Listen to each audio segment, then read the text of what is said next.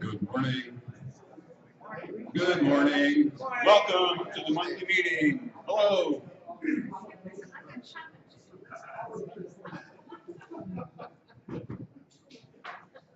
Please silence your phones. Our agenda doesn't change month to month. I barely changed the slide. Start with the treasurer's report, our membership count, what we call Computer Club Matters, our class schedule, community matters, and our feature presentation. To get off agenda to begin with, become aware of a scam going on where people are getting emails allegedly from Norton, and they're being billed a couple $100 to renew their Norton software, protection software.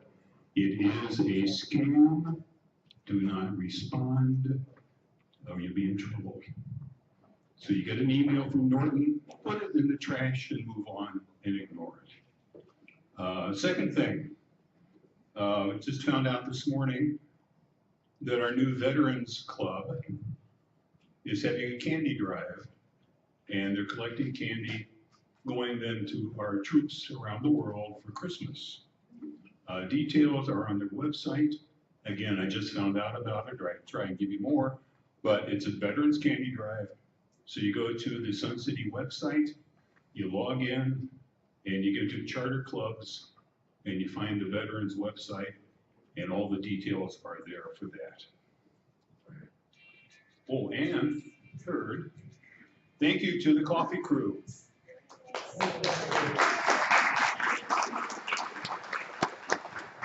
We've had to do some tap dancing for the last 60 days, and finally got all of our coffee stuff together. And over here is our coffee captain, Dave Ruby, and thank you, sir, for your efforts. The helper bees make my day. I'd rather they make the coffee, but that's... You can see we have money in the bank. Our capital reserve fund is there for when we have computers that crash or need other equipment. Our unallocated funds is 17.4. Those are, I'm going to say about 5,000 of that are prepaid dues. Equipment inventory is 73.35, and through the end of August, we had contributions to Grafton of almost 757. Your donations this morning, as the signs say, your donations for the coffee will be going over to Grafton next week, and we thank you for that. Membership numbers, we have 203, the bottom line, 1473. The different years are renewals are folks that have either renewed for 1 year or for 3 years. Computer Club Matters, a general meeting continues to be on the second Thursday of the month at 9:30, our new start time. Coffee and donuts, 9 a.m.-ish, and I understand the red lights on the coffee pots all turned on at about 8:57, so we made it. The lab continues to be open on Monday and Thursday mornings, and will be open after the meeting today. Apple Group continues to meet on the first Tuesday at 9 a.m., and Photography Group on the first Wednesday at 7 p.m. Equipment update. This is where we're spending our money and your money. We have a piece of equipment in the lab now. It's a VHS to DVD recorder. And you put your tape in, and you put your blank disc in, and it copies from the VHS to the DVD. The transfer rate is what we call 1-to-1, which means if you have a 90-minute tape, it will take 90 minutes to copy it to the DVD. And normally one person a day has a chance to use the equipment. We have 2 more on order due next week. So that means 3 of you can spend your whole morning copying tapes. November meeting is going to be Christmas gifts and favorite apps from members of the board. Thursday will be the Northwestern folks from the Wellness Center who were originally scheduled to be here this morning, But then there's this thing called the COVID and flu shots that they're busy taking care of, so they asked to reschedule, and we rebooked them for December. STEM, S-T-E-M, Science, Technology, Engineering, Mathematics. District 158 has done a very remarkable job now of offering STEM curriculum from grades 1 through 12. And they've agreed to come over in January and give us an overview of what they're doing for the students of the district.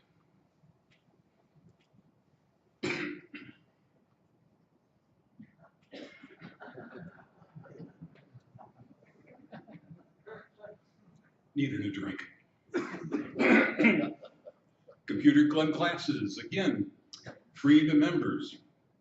You don't have to register. We don't have a way to get you to register. Just show up. And remember, you may need your password just in case you have to access your device during the class. Coming up this month for classes, next Tuesday, I've got a new iOS 16 advanced class. iOS 16.0.3, for those of you that aren't up to date, is the latest and greatest version for iPhones.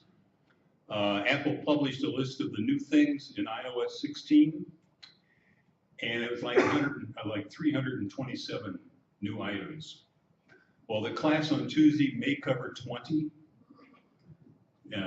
Following up, we have 2 Android classes, and I know the instructor is going to be covering the new Android version, which I think is 13.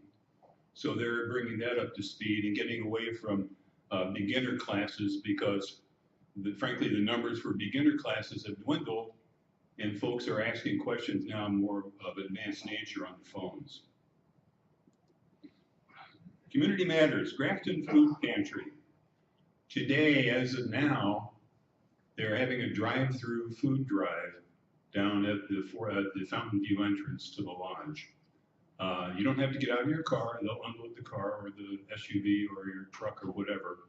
But they're in desperate need of assistance. It's going on now until 1 p.m. Looking ahead, and Grafton is the only charity that the club supports. And here's information on upcoming things with Grafton. They're sponsoring a Feed a Family at Christmas for $30. That'll handle a family of up to 8. They have an Adopt a Family plan where you can get a wish list, a gift wish list from a family and choose to support it at whatever level you can. They are in need of more than just food. They are able to get their food from the Northern Illinois Food Bank, but the food bank does not have non-food items like paper towels, toilet paper, shampoo, soap, and so forth. So if you have an urge to contribute, pick up some of that stuff the next time you go to Sam's or Costco or Woodman's or your other favorite store and take it over to Grafton, to the food pantry. Relatively conveniently located there, not far from Walmart. They get a lot of their support from the residents here at Sun City, and they're very, very grateful for whatever we can do to support them. Also coming up, selling tickets next Monday, Monday the 17th. Tickets for Anything Goes, the Cole Porter musical, which will be on in November. Bingo, for those who are enthusiasts, on the 19th. The Sun City Artisan Fair. This is where your friends and neighbors gather in the lodge with examples of the things that they have created over the last year. And of course, we'll gladly sell them to you for a nominal fee. The Board of Directors meet on the 26th. The Consumer Showcase on the 27th. If you're not familiar, the Consumer Showcase is an opportunity for all of those companies that advertise in lifestyles to come in and be able to do face-to-face with people that are interested in the products they have to sell. Trick or Treat, according to Grandma, Grandpa, and Me, I think that's the club name correctly, is on the afternoon of the 30th. And to be aware that in the budget proposed for next year is a $4 increase in the HOA fees.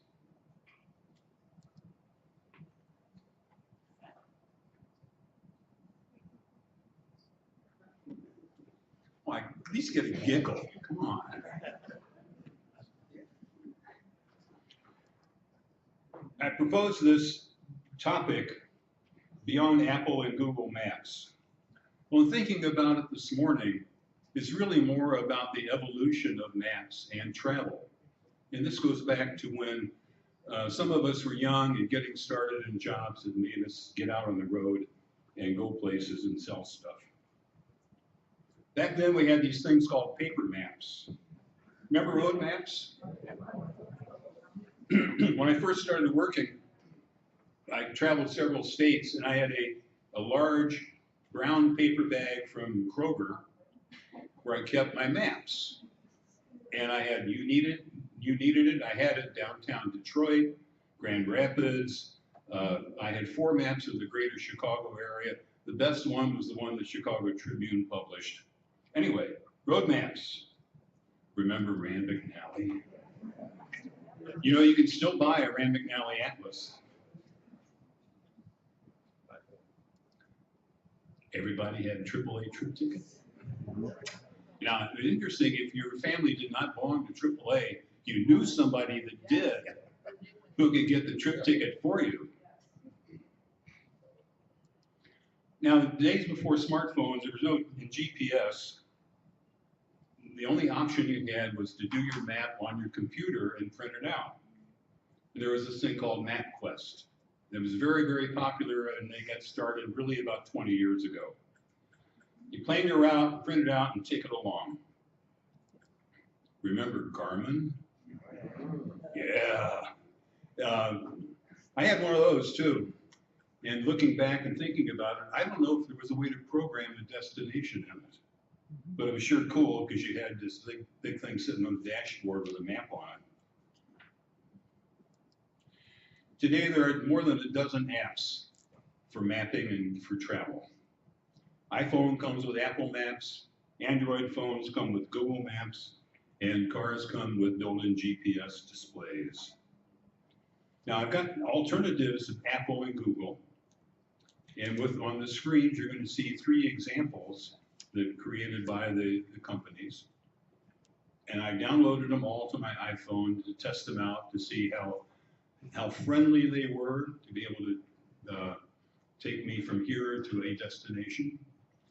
And I thought, what better else to test a map app, than to tell it to take me to Wrigley Field. I have no other reason to go to Wrigley Field. And to test the interface with the iPhone, instead of trying to type in, ever try and type on an iPhone or an Android phone? It's a challenge. But both of them now have the ability to dictate to the phone. So I turned on the microphone and said, you know, Wrigley Field. And that was part of the test to how well these different map apps worked.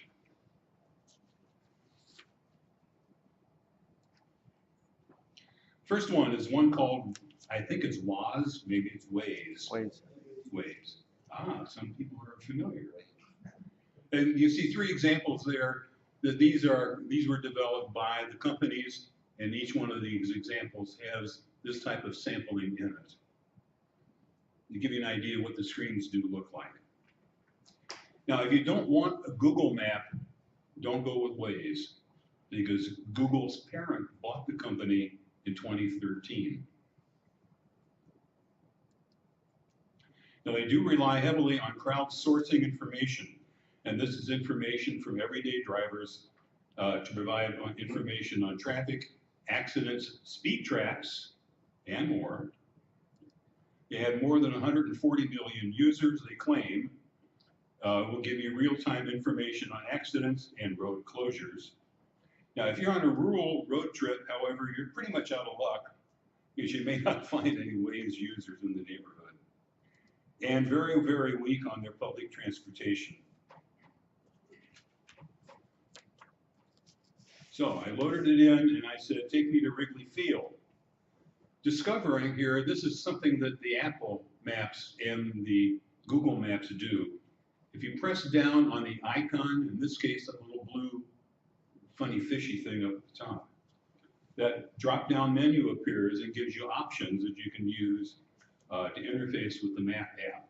So I did that for all of them, just to give you an idea of what things look like. And on the right is their map, taking us from here to Wrigley Field.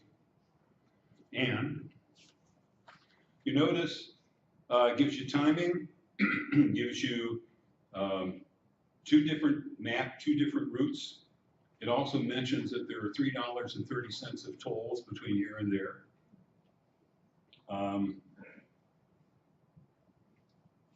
Yeah. Oh, but what it doesn't give you is any traffic accident information, which is something many of the others do.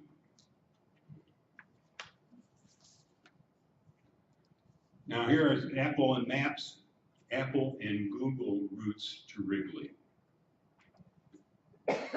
You can see that the Google map does give you two options on the routes, indicates any traffic problems, and indicates the tolls available or required. On the Apple map, it does give you the hours, the time. It does not indicate the cost of tolls, or even that there are tolls. And if you look very closely, above the word Schaumburg, you'll see a little red rectangle on the road. That's their indication of a traffic hazard, or slower traffic. Two different ways to do the same information, and yet very different from what we saw with Waze. Mapquest is still around. You can see there again some of the things that they are promoting. You can customize your preferences. And again, yeah, they have many different layers to choose from, including you can do overlays of available restaurants and food, gas, Starbucks, and so forth. It does show changes in traffic conditions, but yet no public transportation options. And again, here are the two screens. On the left is the pop-up, and on the right is their sample map. Notice that there are no tolls mentioned, and there are no traffic status mentioned. But again, that's their map, and it's a little bit different. Maps.me. And again, they talk about travel offline, that you can bookmark destinations, and you have optional routes to choose from. They use what's called the OpenStreetMap, or OSM, for their information. It'll automatically download an offline map of the local area when you turn it on. They claim to have many users with a lot of detailed information, includes landmarks like gas stations, grocery stores, restaurants, etc. You can add a terrain layer or a subway layer on top of the traditional map. I had to download two maps to get to this map with the route. There are no tolls noted and no traffic data noted on their map. Now, all of these maps that I've done from the various applications are basically right out of the box without any customization. All of them have customizable features, but I thought we'll just take it straight out of the box, if you will, and see what happens. So they could be doing things that are not shown here because I didn't tell it to. Part of it was, you know, how much intelligence does the operator have to have, and in my case, a lot. Anyway, OSM and offline navigation, they search for interesting, the POI is points of interest, and they have this real interesting function called Mapquest. They also use OSM for their maps, and for points of interest, they use Wikipedia for their input. On launch, they'll download a local map for use offline. That's the thing about most of these that do local maps. In this case, they do it for you offline. So if you don't have internet service available, you can still use the maps. Customize the map detail to see routes for cycling, hiking, and running. The Mapquest they talk about option gives you street level imagery. And what they mean is you can put your phone on your dashboard with the camera facing out and will overlay on the windshield the map and the imagery of what is in real life. Now on the map, it was difficult to set up. Again, no toll information and no traffic condition information either. City Mapper. And if you go just by the name, you get a feeling that it's for. It's a definite alternative to Google. It focuses on public transportation. It's dedicated to the commuters that don't use their own cars to get around. It includes map of any local rail system, not that would help us here because they haven't built it out here yet. And it shows how the tracks intersect. It does include walking and biking routes, and it does have, according to them, the best public transit route information from all available buses, trams, and rails. Now, on the right-hand panel, I've outlined it, that's my editorial outline in red. It is 955 minutes to walk from here to Wrigley, or 392 minutes to ride your bike. Now, you can see it's a very straight line there. It's your own route. It doesn't follow the road routes at all, so therefore it does not have any road information or toll information or traffic problem information. I believe this is pronounced SISIC, something like that. Downloaded navigation, 3D offline maps, and this real view navigation is a neat little thing they've got. They get their data from TomTom. TomTom has been a major player in GPS systems since they first installed them on cars. They were involved with Garmin in the development of their systems at first, and they provided, as we call them, an OEM supplier to many of the other folks that are doing mapping today. They rely on offline maps, which ensures that you can get around even if you don't have service. It does have turn-by-turn navigation, voice-guided directions, and other features that are considered standard. They do have a premium subscription program for $19.99 a year that can display the map over your actual surroundings, again, as long as your phone is up on the dashboard and the camera is pointed forward. Now, they call this real view navigation. Like others, their map does not show any toll information or traffic information. And again, I'm pretty sure that all of these have that option in the setup.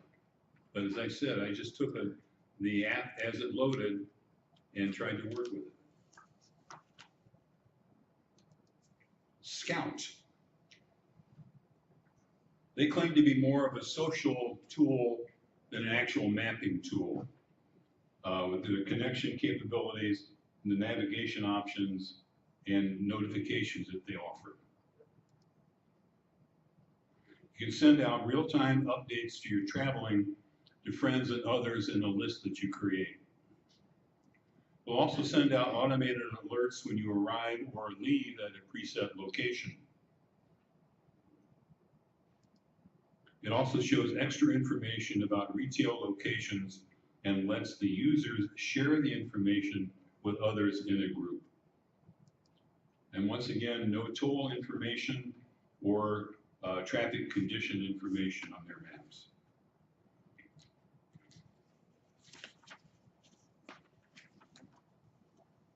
Mapquest. Their product is called Navigator. They offer head-up display as some of the others have done as well. Offer unique vehicle profiles for different modes of transportation, including bicycle, bus, car, motorcycle, pedestrians, and others. I don't know what the others are, maybe kayak, I don't know. You can use the free OSM maps, or you can buy maps that are generated by TomTom. They have according to them, they have a very strong offline mapping capability. A complete map, oh yeah, a complete map of the US only takes up a little more than 3 gigabytes of storage. Now you think back to how many maps you would have to have purchased in paper. And anyway, minor little thing. Well, this was a fun one too. But like I said, with all of them, I used my microphone on my phone to tell it to take me to Wrigley. Well, they couldn't find Wrigley. I had to enter the actual Addison Street address for them to find it. And then they wanted me to upgrade to the premium version to be able to get other information. I passed. Polaris. Now, if you've done any off-road kind of work, ATVs or any of the other off-road devices, you recognize the name Polaris because it was a brand of equipment that competed with Jeep and other off-road manufacturers. And this, I believe, is a spin-off from that. They do combine their data from Google, the OpenStreetFolk, Mapquest, and a company called Cycle Routes. It's most useful for outdoor trips on trails for snowmobiles, ATVs, or other off-road vehicles. You can create group connections, so if you have a group of people going out to a location, kind of trail riding together, you can share information. And they have a very unique feature set where if you happen to have one of the Polaris pieces of equipment, you can plug in the information and it will tell you if you need an oil change or a tune-up or maybe a wash and wax, I don't know. Now, again, here the map itself is a straight line and no information on tolls or traffic, again, because you're off-roading, so you don't need to know about the roads. Avenza Maps. They're promoting their offline mapping capability. They also give you the option, if you have maps, pre-existing maps, you can enter them in and use them. They have been rated, according to them, as the best navigation for offline maps. Some of their maps are free, others are following the Apple example and charge you 99 cents each. You can select your maps by browsing to find a topographical map to fit your needs. They have categories including parks, forests, hunting and fishing roads, nautical charts, historical regions, and others. Now, maps for daily commutes and navigation are free, but they also have many historical and educational maps available. This is what I got when I asked for Wrigley Field. They couldn't find it. And I couldn't figure out how to help them find it. That big green blob on the panel on the right was the only map I could get. And again, I think if the operator had more information and took the time to dig into it, we could have had a much better looking map and could have actually found our way there. But again, out of the box, that's the best I could do with minimal time involved. Petal maps. You think that's a clue, maybe, is who they're for? Real-time traffic updates, offline maps, and lane guidance, which I found to be an interesting, a unique option for their product. This map app is for navigating new locations. That's where they're featuring. That's what they're talking about. It features lane guidance for complex intersections, which include aerial views of the roadway. For walkers, it has built-in augmented reality. That's the AR, augmented reality, that makes the, according to them, makes the experience of walking much easier. They say they're very similar to Google Maps and they offer many modes of transportation. You do get real-time traffic updates and you have the ability to report accidents if you come across any. Once again, no toll information. And they do have colored bars, little dots on the green road there, which I don't think you can see, which is for traffic information. So they do offer some of that other information that some of the competition don't. If you're interested, get your phones out, take a picture. You get all of the names in one shot so you can explore it. And I do encourage you that if you're at all interested in learning more about other maps than what came on your phone or in your car, take the time to take a look at it. And you might have better luck than I had with some of the apps in finding your way around. You don't have to go to Wrigley Field, but it's a known landmark, so it's. Now, Google and Apple continue to evolve, and it is good for us, the consumer, that they compete with each other and they try and stay one step ahead of each other. And again, let's go back to the maps that I did, Google and Apple getting to Wrigley. You can see that they both have the same information, just displayed differently. They talk about tolls, they talk about travel time. One does. The Google, I think, does a better job of talking about traffic delays, but the information is there. Both of them get their data from the same sources, and many of them are sensors that the Illinois Department of Transportation put in the highways. They both employ real-time camera input. Oh yes, a new feature they've got. Apple calls it Live View, and Google, they call it Live View as well. It gives you the ability to use the camera on your phone to overlay the map, and this is great for the walkers and bikers, where you can see where you are on the map relative to the real world, and the map then overlays the directions on the real world image from the camera. I don't know how they do it, but it appears to work.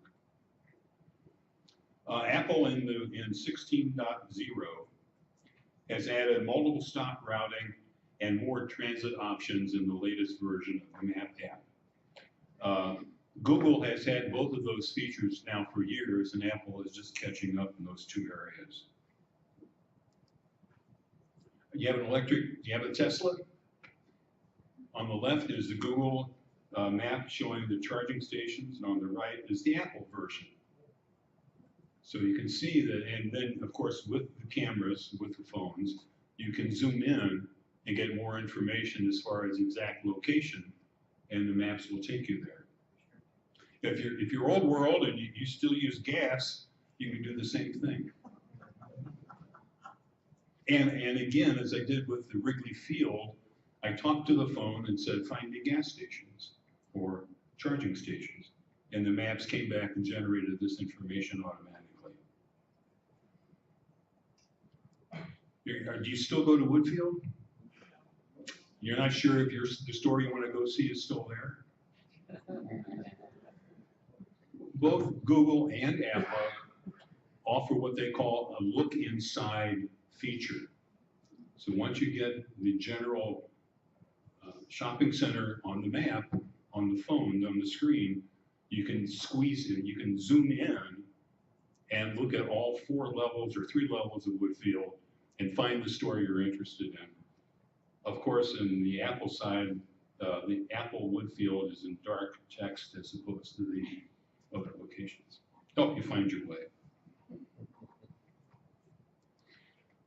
There are more options and functions built into all of these maps apps than what I've been able to show you. They're all free. Some have in-app purchases available. They're all free and available to download and explore and examine. Questions? I don't guarantee I can answer. The microphone's here in the middle of the room, if you wouldn't mind. Ralph, you want to make sure it's on, please? A button in there. Button? There it is. It is? Yes. I'm curious, I moved here to Sun City 3 years ago and totally relied on my GPS, you know, in the cul-de-sac of roads here. Being born and raised in Chicago, everything was on a grid, we knew where we were going. So that GPS was very important to me. However, I found that it was telling me to go places, go straight, and I said, no, I can't, there's a building. And it's a 2014 Subaru, so I would have needed to upgrade it. So my question is, with all these maps, are these real time? Are these do they need upgrades? How current are they? That's a very good question. My vehicle is a 2012. And I often find well, if you're familiar with some of the toll roads, 355 goes way south to Interstate 80. Mm-hmm. It doesn't exist on my car. So yeah, they do update, and you could update, I'm sure, your maps in your car for a nominal fee. Yeah. Okay. The others, Google and Apple both, I'm sure, update with some frequency. It's a matter of the latest version of Apple Maps is, I think, 15, and they've made some updates and inclusions there. I know on one of the samples I looked at, the Amazon warehouse doesn't exist. So that's how old those maps are.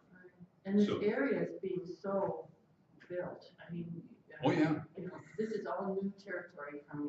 This Huntley and all this Mm-hmm. area, and I look and it's like, wow, there's new buildings, there's new roads, there's new, you know, what do you rely on? Because I've been using Waze, but is that current? How do you know if a map has been upgraded to a certain version or a certain time frame? Okay. One way to find out how current it is to open it up and zoom out and see if the Amazon warehouse is there. It is on Google Maps. Yeah, it's on Google Maps. Thank you, Bill. But I would. That's how I would measure it. That would be one way. Or if there's other locations that you know exist, or other highways you know exist, verify it. Yeah, that's a good idea. Yeah. Okay, thank you. Sure. Other question? We had. Not a question, I think I project pretty well, can y'all hear me? So, I still rely on my Garmin, and I bought a friend of Garmin a couple of years ago.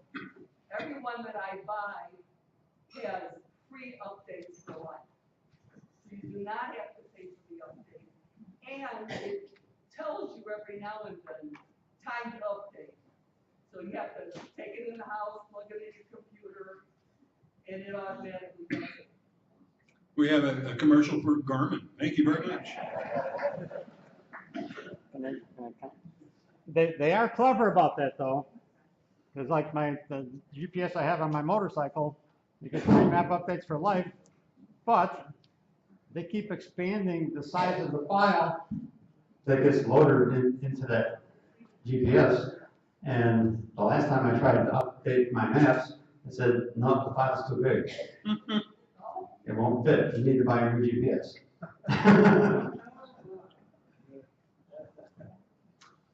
Other comment? You have a question? Yeah. How do you know which one you have in your car? And does it make a difference? It is likely, unless it tells you different, it's likely from TomTom. Because they're one of the originators. I know the original Apple Maps were based on TomTom maps. And since then, they've improved tremendously. I don't know if it matters what's in your car, because you really can't change it. I mean, you've got to live with what's there. The alternative is to use your phone instead of, or to run a comparison. Let's say, pick a location. This could test the newness of the map and compare the routing of what's in the car to what the phone gives you. Go to your car dealer. Oh yeah, the car dealer can tell you how current it is. And again, of course, they would try to offer you the $500 upgrade. Yeah.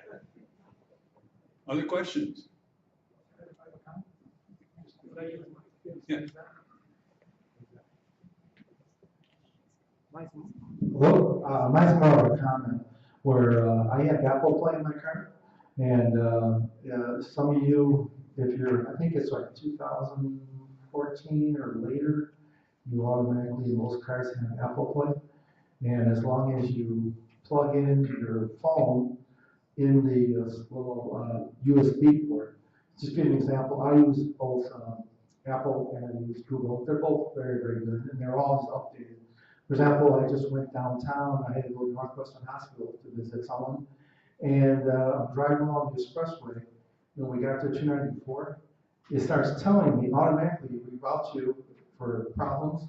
And it started telling me, go 294 towards Wisconsin. I said, what the heck's going on? Everybody was doing it, okay? They're all getting off. I stayed on there. About a half a mile later, a huge backup. I was on the expressway for 2 hours. And I couldn't get off because some truck lost his load or something like that. So anyway, it took me 3 hours to do a normal 1 hour route. But I was impressed that I think both of these programs, you don't do anything. You just update it every once in a while. I don't know if everybody updates their apps a lot. It's real simple to do that. Maybe you'll have a class to do that one day. But anyway, if you have CarPlay, it's fantastic. All right. Others? That's all we have this morning. Thank you very much for coming. Next month, Christmas gifts.